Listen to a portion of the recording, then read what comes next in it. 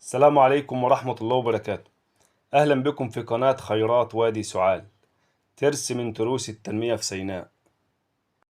النهاردة هنتكلم عن ورقة صغيرة شكلها عادي، فيها أرقام وخانات وعلامات، لكن اللي يعرف يفهم إنها مش مجرد تحليل، دي شهادة ميلاد للأرض. دي الخريطة اللي هتمشي عليها لمدة سنة على الأقل أو 3 سنين. تعالوا دلوقتي نفك الشفرة ونشوف الورقة دي عايزة تقول لينا إيه. أنا استلمت التحليل ده من أرض في وادي سعال، وأول ما قريته وصلت ل3 حاجات: إيه اللي الأرض محتاجاه، إيه اللي الأرض مش هينفع معاها، وإزاي أتعامل معاها عشان تديني خيرها. وعشان نفهم ده صح لازم نقرأ الورقة بند بند، كل رقم له معنى، والرقم الصغير أو الكبير بيفرق معانا في المحصول. أول نقطة نبدأ بيها المياه، لأن المية هي حياة الأرض والنبات. التحليل بيقول المية حسب مركز بحوث الصحراء 1000، لكن بعد الخلط بتوصل حوالي 450 جزء في المليون. ده معناه إن المية هنا عذبة قليلة الملوحة جدا، مناسبة لمعظم المحاصيل. النباتات هتشرب بسهولة ومفيش خوف من الأملاح. تقدر تزرع من غير مشاكل، بس بشرط الري يكون منتظم وعلى جرعات صغيرة ومتكررة. يعني باختصار المية نقطة قوة، وده بيخلي بداية الزراعة أسهل وأضمن. تمام، احنا كده عرفنا المية. تعالوا دلوقتي نشوف التربة. التربة رملية، نسبة التشبع 24%. ده معناه إن المية بتنزل بسرعة في الأرض. ده هيقول لنا ويعرفنا إن لو سبت الأرض فترة طويلة من غير ري، الأملاح هترجع على الجذور وتحرقها. الحل ري منتظم، كميات قليلة على فترات قريبة. الأرض الرملية زي الطفل الصغير، ما ينفعش تديها أكل كتير مرة واحدة، لازم وجبات صغيرة على جرعات. ودلوقتي بعد ما فهمنا التربة والمية، تعالوا نبص على كربونات الكالسيوم. كربونات الكالسيوم حسب التحليل بتقول إن نسبة الكالسيوم 2.3، ودي نسبة قليلة جدا. خبر حلو، ليه؟ لأن لو النسبة عالية بتقفل على عناصر زي الحديد والزنك والفوسفور، والنبات ما بيمتصش أكله. لكن هنا النسبة قليلة، يعني العناصر متاحة والجذور هتاخد أكلها بسهولة. تعالوا بقى ندخل على حاجة مهمة جدا، المادة العضوية. المادة العضوية حسب التحليل بتقول اللي النسبة فيها 0.06، ودي مشكلة كبيرة. الطبيعي في الأراضي الرملية من نص في المية ل1%، أو ل1.5%، يعني إحنا أقل من الحد الأدنى.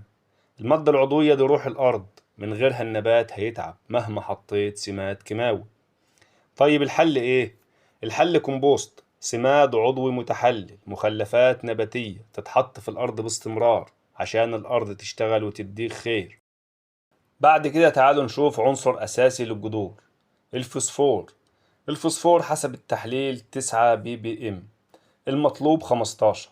يعني الفوسفور هنا قليل جدا، وده معناه إن الجذور هتبقى ضعيفة والنبات كله هيضعف. طب الحل إيه؟ الحل سوبر فوسفات أو حامض فوسفوريك مع شبكة الري. بعد الفوسفور نروح للبوتاسيوم والقلوية والعناصر الصغرى. البوتاسيوم 301 ppm، ممتاز، أعلى من الطبيعي. الطبيعي 120. يعني الإنتاجية في الإسمار هتبقى كويسة جدا، بشرط نظبط باقي العناصر. بعد كده نيجي لقلوية الأرض. الأرض هنا قلوية. طب يعني إيه قلوية؟ يعني الأرض مقفولة على العناصر، الأكل موجود بس النبات مش قادر يوصل له. تلاقيك ماشي في أرضك شايف الورق أصفر، فتقول أكيد ناقصنا حديد. تيجي تبص في التحليل تلاقي الحديد موجود. طب ليه الورق أصفر؟ عشان الأرض قلوية والعنصر مقفول جواه. الحل ندي الأرض شوية أحماض زي الكبريتيك أو الفوسفوريك، دول بيفتحوا العناصر للنبات فيقدر ياخد أكله بسهولة. ندخل بعد كده على العناصر الصغرى، الحديد، الزنك، المنجنيز، النحاس، كلها منخفضة. لازم تدخلها في برنامجك، يا إما رش ورقي يا إما مع شبكة الري. لو أهملتها النبات هيصفر وهيتقزم. بعد ما فهمنا كل ده، تعالوا نشوف إيه المحاصيل اللي ما تنفعش تزرع في أرض وادي سعال حسب التحليل. محاصيل محتاجة مية تربة ماسكة زي الأرز وقصب السكر والبرسيم، وكمان محاصيل حساسة للفوسفور المنخفض، الفول البلدي، العدس، الحمص، الفاصوليا، وكمان الورقيات زي السبانخ والخس، والجذريات زي البنجر والجزر والبطاطس. حتى الذرة الشامية هتتعب. طب الحل ايه؟ الحل تزود فوسفور من الأول. وكمان المحاصيل الحساسة للقلوية، العنب والفراولة، محاصيل محتاجة مادة عضوية عالية زي الطماطم والفلفل والخيار. محاصيل بتخاف من الري غير المنتظم زي البطاطس والطماطم. وأي عطش أو زيادة مفاجئة في الأرض الرملية بيعمل تشققات وتعفن. تيجي تسأل، طب كده الأرض دي ما بتزرعش، أسيبها وأمشي؟ أنا كمان عايز أزرع كل ده. الحل إيه؟ الحل تمشي على البرنامج ده بالحرف. هتجهز أرضك بسوبر فوسفات حامض فسفوريك يرفع كفاءة الأرض ويخلي الفسفور متاح للنبات. كومبوست نضيف متحلل يدي مادة عضوية ويحسن قوام التربة. الأحماض الضرورية، نيتريك يرفع النيتروجين ويدوب الأملاح. كبريتيك يعدل البي اتش في الأرض. ايه البي اتش ده؟ اللي هو القلوية. هيوميك ينشط الميكروبات ويحسن الامتصاص. فولفيك يساعد على نقل العناصر داخل النبات. الفولفيك ده بيخلي العناصر قريبة من الجذور. الخلاصة: حامض فوسفوريك، كومبوست، نيتريك، كبريتيك، هيوميك، فولفيك، مع ري منتظم على فترات قصيرة. وحط تحت كلمة ري منتظم دي 100 خط. كده الأرض تستقبل أي زراعة وتديك أعلى إنتاجية.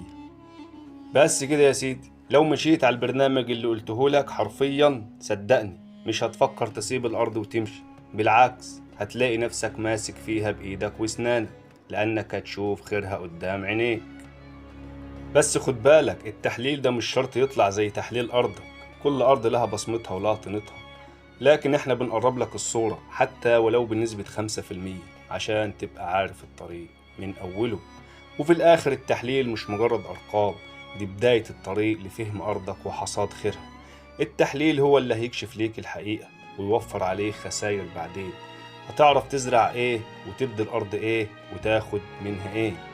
ممكن التحليل يبين لك مشاكل، بس المشاكل مش نهاية الحكاية، بداية الحل. ودي كانت رحلتنا مع ورق التحليل، والحكاية لسه في أولها. استنونا في الحلقات الجاية، هنمشي سوا خطوة بخطوة من الزراعة لحد الحصاد. رجل من أقصى المدينة. سلام عليكم.